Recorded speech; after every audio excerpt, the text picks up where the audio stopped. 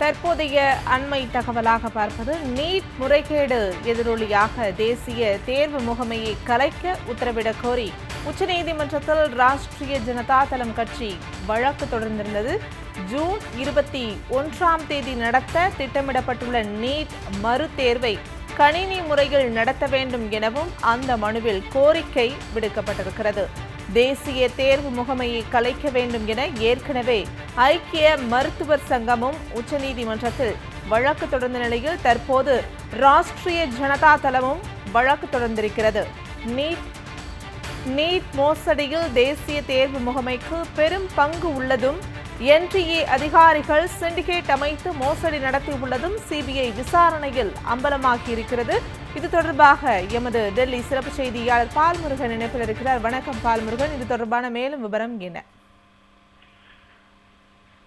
அதாவது தேசிய தேர்வு முகமையை கலைத்து உத்தரவிட வேண்டும் என்று இரண்டாவது ஒரு மனு உச்சநீதிமன்றத்தில் தாக்கல் செய்திருக்கிறார்கள்.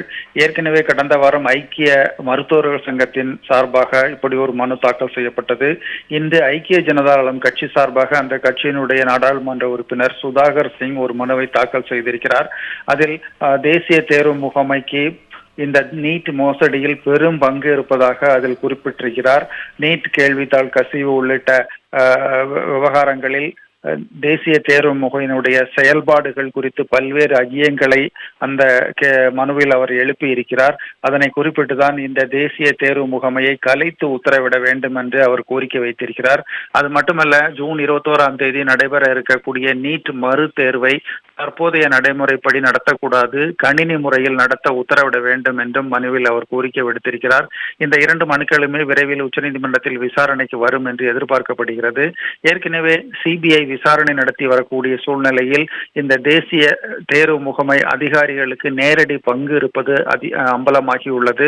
ஒரு சிண்டிகேட் ஒன்றை அமைத்து தேசிய தேர்வு முகமை அதிகாரிகள் பெரும் மோசடியில் ஈடுபட்டிருக்கிறார்கள் என்பதையும் விசாரணை நீதிமன்றத்தில் சிபிஐ தெரிவித்திருக்கிறது குறிப்பிடத்தக்கது. இந்த வகையில் தான் பல்வேறு கோரிக்கைகளை வலியுறுத்தி என்டிஏவை கலைத்து உத்தரவிட வேண்டும் என்று உச்சநீதிமன்றத்தில் இரண்டாவதாக ஒரு மனு தற்போது தாக்கல் செய்யப்பட்டிருக்கிறது. ஜெனிஃபர், விவரங்களை பகிர்ந்தமைக்கு நன்றி பால்முருகன்.